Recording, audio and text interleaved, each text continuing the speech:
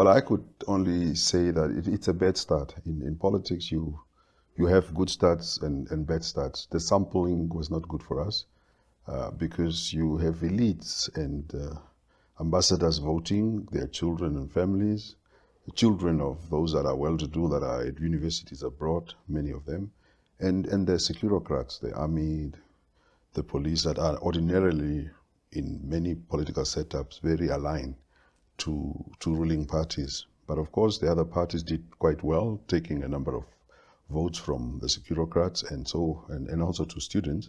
But we had a bad start. It's like I only view it as the same way that Kamala Harris had this big debate night that the whole world thought Kamala Harris would become president. And I was telling people in my party, Honorable Max Kashimune and all these young guys, and I was telling them, you don't know the society of America. It's not the debate that makes a winner. It's the society and how it responds to the needs of citizens. And I was proven correct that Trump had a bad start, but he trailed, and for a whole part of the campaign he was behind Kamala Harris, but today he's the president. So I think to us, the first election, it's a bad start for us, but we are very confident that going forward, the numbers are going to show that we have really worked the country.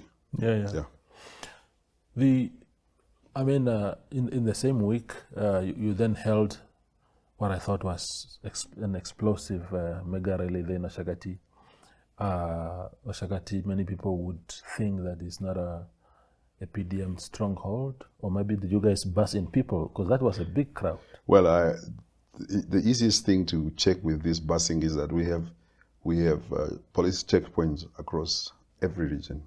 So I think those that are saying, in fact, I challenged someone who said, no, all those people are from Kavango or from Kunene.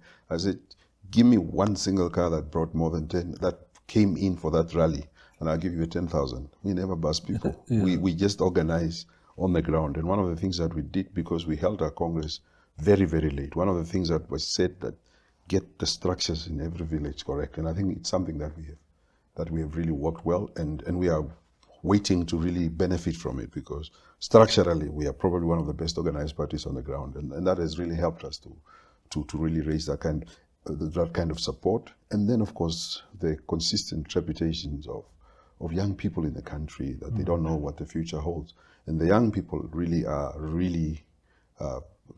showing cause that they really want to change. If I go to all the rallies throughout the country, it's not only Oshakati but everywhere, 90% of our rallies are filled up with young people. And you always think that they are coming there to come and take a t-shirt or something, but people are just saying that we want change. So I think that has really worked in our favor. Yeah.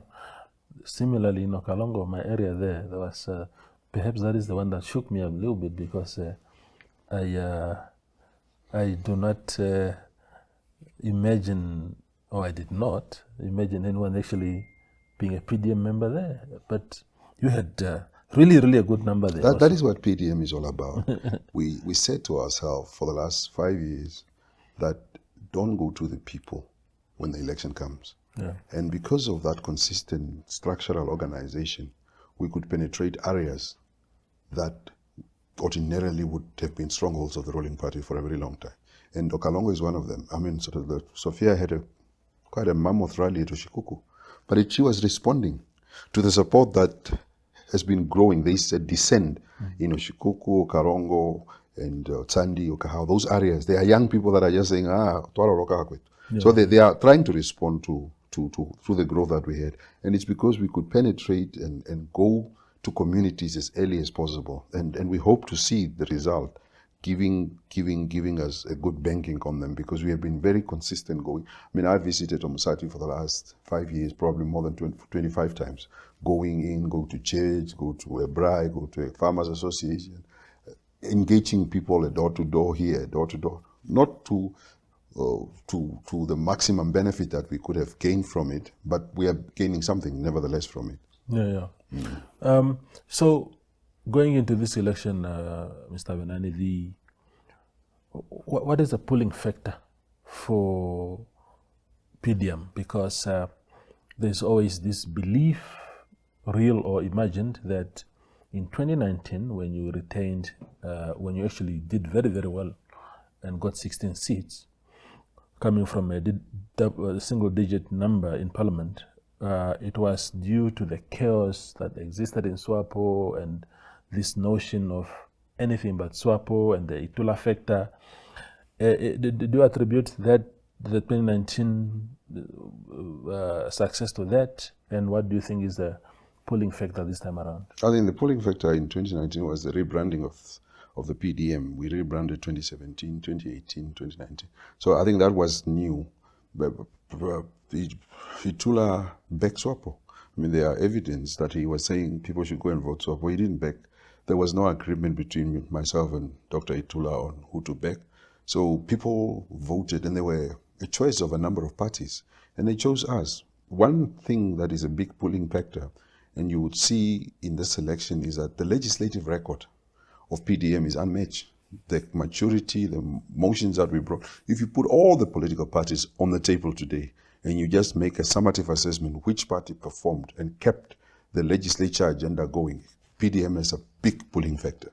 And that is something that the young people are following us. I mean, when I come to rallies, people would scream, where is Winnie Mongo? Where is Ina Hengari? Where is Max Kashimu? They are parliamentarians, young parliamentarians that went there, and they really hone on the socio-economic issues that confront the young people. And I think that's a great pulling factor in this election, both in election, is that people believe that PDM is the only credible vehicle that can be able to challenge SWAPO. It has experience, it has maturity.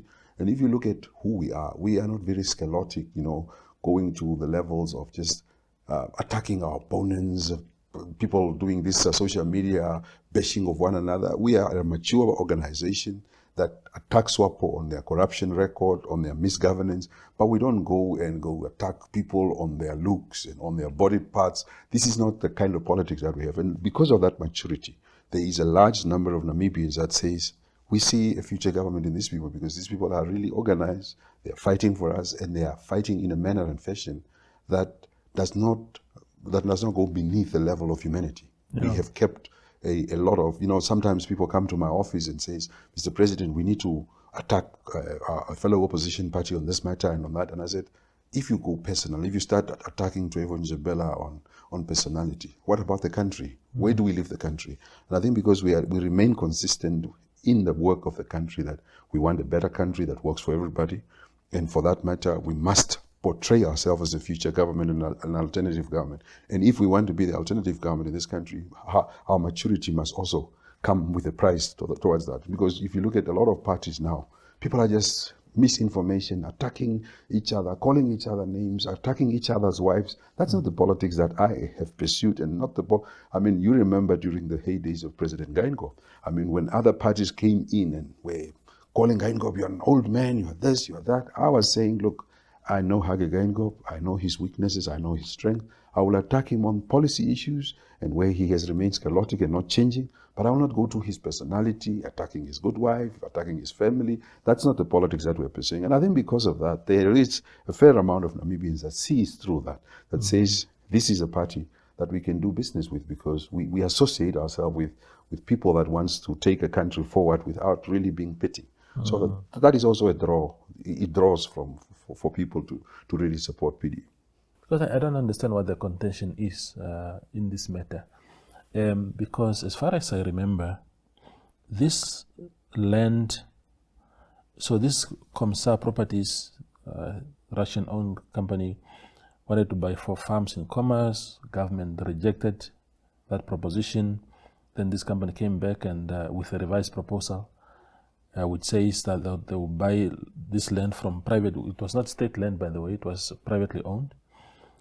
And they bought it from these private owners, donated it to government, maybe in theory, and on condition that government leases the land back to them. And as I understand it, they will then develop the land to put up facilities, infrastructure. And after 99 years, that land with whatever is on it by that time belongs to the state. What is wrong with that deal? What is wrong with the deal is that the minute that you donate something to me, or if I buy a car and I donate it to you, I lose all the rights to decide whether I donate this car that it takes my children to school to you. So what we are saying is that the donation was made to government. There is no law in our country that allows a 99 resettlement to a foreign or rich oil oligarch. The reason why there was a rejection, the very first deal, was because the land wanted to go to hands, private-owned lands that are foreigners. And you're talking about large tracts of land. The whole resettlement policy in this country has failed. You have 5,400 families for the last 35 years that have been resettled on government land. You have 5 farms and you are giving this land to a rich oil oligarch. So it means that all oligarchs around the world can come to Namibia. They buy the farms, they donate it to government, then they tell the government, we buy the whole of Namibia, and you just lease the country to us. And to us, that's a fundamental problem. We are saying government should have exercised the right to say, okay, this is our farms.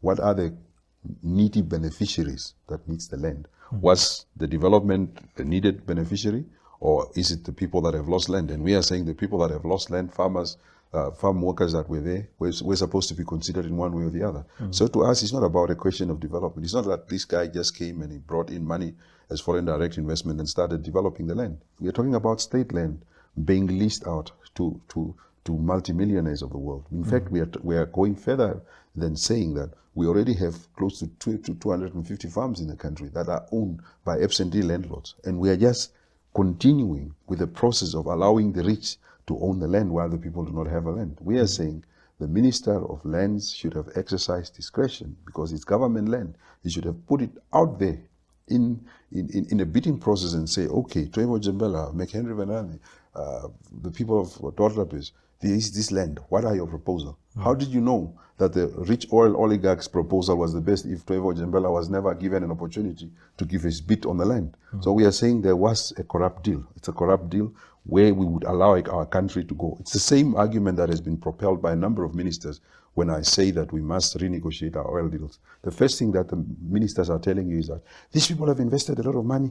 We must be happy with what we are getting. But we have a country in the South Pacific, in the name of Papua New Guinea, that has renegotiated their oil deal from 7% to 14%. A small, tiny country, but they could go back to the table and renegotiate their deal. But today, the ministers are the ones protecting. When we are saying, let's renegotiate our oil resources, the Namibian ministers are the first one to defend those that are investing in this country. The Namibian ministers and the Namibian leadership are the first ones to go to be invited to Qatar. How someone finds oil in your country, he invites you to his country to come and tell you that, you know what I found in your country? I found oil. In trade relations, you are negotiating from a weak position. The Qataris should have come to Namibia and said, we have found oil now, what do you want us to do going further? These people are having the audacity to invite us to their country while they found something. That's where we had this argument. And this is why I take issue with Honorable Netumbo Ndaitwah. When I was attacking President Geingob on the question when he said that the oil doesn't belong to us, all of them were quiet. Now that President Geingob, with may his soul rest in peace, have passed on, Netumbo Ndaitwah says, no, the oil belongs to Namibia. Why didn't he stand up and say, in fact, I agree with Venani that the oil belongs to us? So we must be consistent. Our country should not be for sale, and we must be consistent in protecting the ethos and values of our country, of patriotism, and making sure that the well-being of the country and the welfare of the country is for the people. We can't just belong to the highest bidder. And that land, the Russian land question, it's belonging to the highest bidder. The oil deals where we are saying we cannot renegotiate because these people have invested millions of dollars while other countries are renegotiating that deal, it means that the country belongs to the highest bidder. The country must come and belong to its people, to the young people, to those that are downtrodden, and we must do everything possible in leadership to make sure that those that are downtrodden and the general populace of the country can be able to benefit from these natural resources of our country. Yeah. As the holiday season draws near, ShopRite and Synergy Chatbot are delivering the Christmas spirit. Welcome at Santa's Wishlist. Follow the instructions to submit your drawing and letter to Santa. Step 1.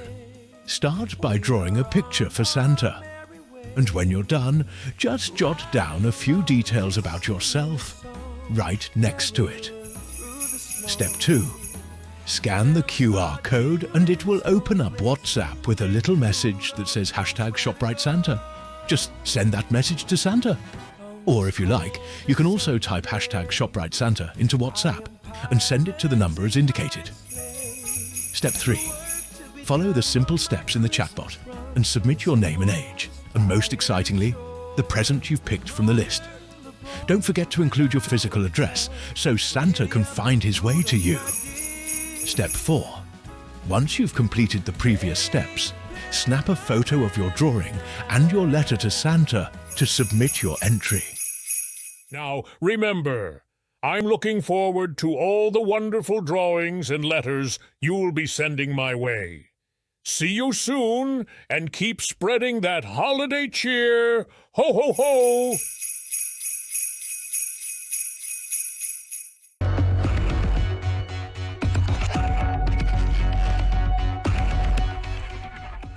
But the fact that you are users already. Yes, you are using it, even though it's prohibited substance. Yeah. Isn't that... No, we are violating the law. We are well aware of it, and we are sorry, but we do so because this thing is, even though cannabis is a criminal offense to possess it or use it, to us, we know the truth that the government is not telling us, and that it's a harmless substance. Yeah, it's even better, way better than cigarettes, way better than alcohol, way better than a lot of legal drugs that you find in pharmacies and shops.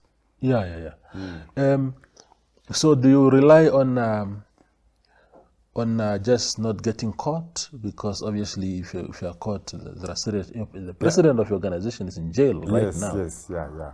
Over that. So is it just a question of silent defiance where you do your own things behind closed doors, or do you and do you now want to actually be able to do that freely? Is that the idea?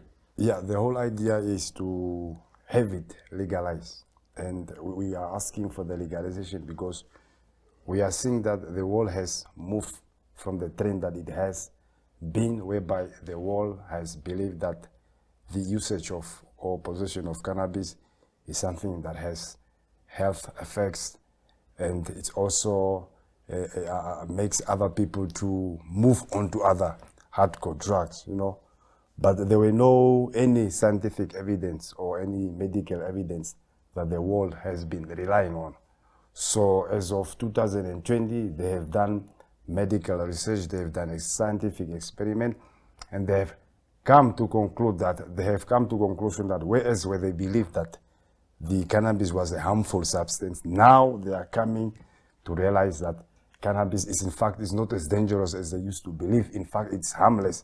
And therefore the United Nations, that is in control or in charge of all the drugs law that all other countries are following, has then appealed or requested the member countries that they should soften their stance on cannabis, meaning that countries such as Namibia that are having very obsolete and very strict drugs law should really relax on those laws and come up with laws that are moving into the direction of decriminalization. Because before you can come and talk of legalization, you need to come and talk of decriminalization. And you know what decriminalization means?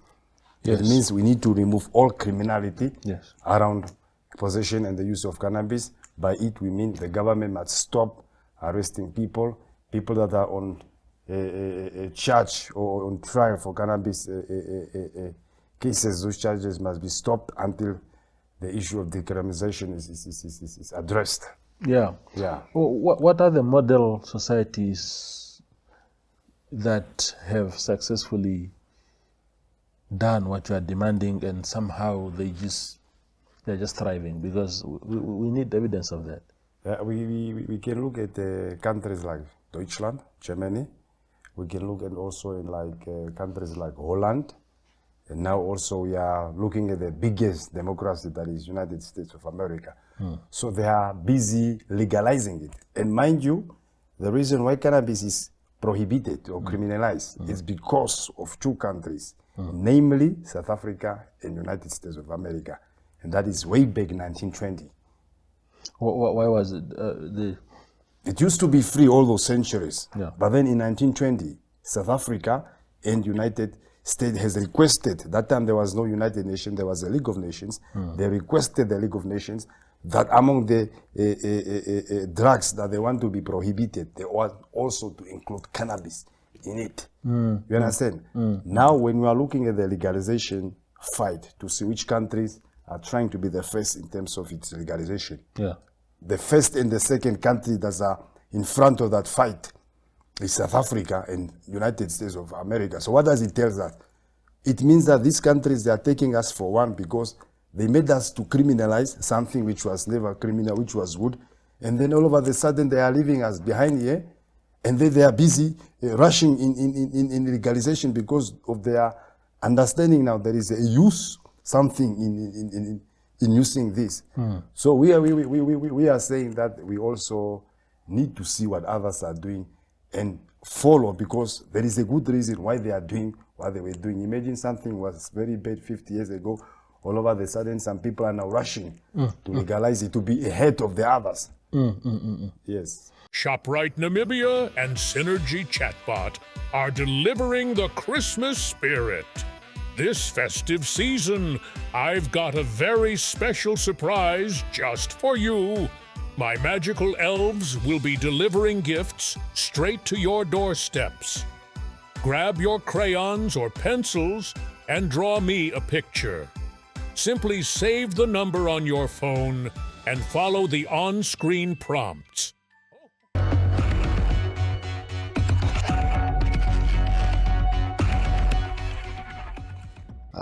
Firstly, we want to also thank the Heavenly Father that that God did not forget us. That Namibian is a real Christian nation, and it has showed that the fact that we are back on the ballot is already a miracle by itself, and we are back, and we are back for good. Yeah, we are back for good, and we are back, and we are all over. Our president is as we speak, is busy in Wangwena also, campaigning there, running all over, because the time we only have a couple of days left, 2-3 days left to be running around and informing the people that we are active.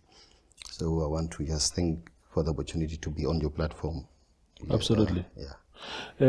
So let's talk about what that deregistration did in terms of your preparedness, because you were only re-registered very recently, and next week already is elections. What impact did that have, a negative impact did it have on your preparations? Yeah, the deregistration has actually affected us tremendously. It has created a big havoc and I don't know how to put it. It has paralyzed and demoralized the whole. It has never happened in Namibian history that something could be done like that without even proper legislations which was followed. So we have lost members, we have lost sponsorship, we have lost communication, we have lost the staff. Even the staff were not paid, which was everything was. It's like it was a dark season we went through, and here people, staff going for labor cases to say the party, we want our salary, we want the rent, even with the buildings we are renting, they will say. But by God's grace, the man where we are renting is also a Christian man, and he was patient with us, and he's still patient with us. We are still, but it has affected us tremendously, and now that we came back, it's another mess, because I'm actually a full-time gospel preacher. But when we started this party in 2014, it was started by Honorable Gandume and the young men. It was when they approached us as servants of God. We didn't want to involve in politics. We don't want to involve. We just wanted to be advisors. But when we saw the need that this is the time that we need to just step in and rescue the situation, because it becomes a spiritual fight. Now we have to pray. Now we have to fast. Now we have to come in and act and show that Namibian is a real Christian nation, and the only voice of the Christians cannot be silent in the National Assembly, no matter how many mistakes, whatever we make. So that's why we came back, and we are ready, we are back, and we are on the ballot. We are on the ballot, and Christian Democratic Voice is all over. Yeah, so, absolutely. And but what have you learned as a party from that debacle? Because of course, ECN said your party and the Namibia Economic Freedom Fighters were deregistered because they were not compliant with the audit rules of the ECN. Is that something that you've learned something from, or do you dismiss completely what they're saying? whenever you before you punish someone, you do the induction. This is our requirements, and this is what we have to do. Even though we know we had some active administrators which was running things, and even though sometimes people accept, okay, we are there, we have to submit the things on time, but it's not actually so important because the funding is also limited, and you have to shift around. Only to pay for the audit is almost 100,000 for those reports, and it's you try to manage the funds, and you say this is important, but this is only we as Christian Democracy, we have learned, and also all the political parties in the National Assembly have learned that this is the seriousness of accountability when we are operating of public funds, whether it's small or big. Even though we were the register, we did not get any funds that period, and nothing was going on. We learned that we when we are coming back, the administration must be in order. As we are also operating now, whatever we are doing, it's on paper and it is recorded. We have learned, but what ECN has done is it's just that ECN also get a new the new CEO, and it was kind of I want to show my performance kind of a thing. I want to show that I am here and I'm the bully, and it is just next day we re-registration, and you see the ECN CEO reporting at the State House in front of other political party, and it was kind of a question which we also wondering what was going on, but we are, I don't want to mention too much there because there is also a financial battle going on, financial depression people went through the stage of deregistration. But the one thing is that we are back on the ballot, and the Christian Voice is here for the foundation of the Biblical education, which must be implemented, which is our main core values, which we are fighting for. Yeah.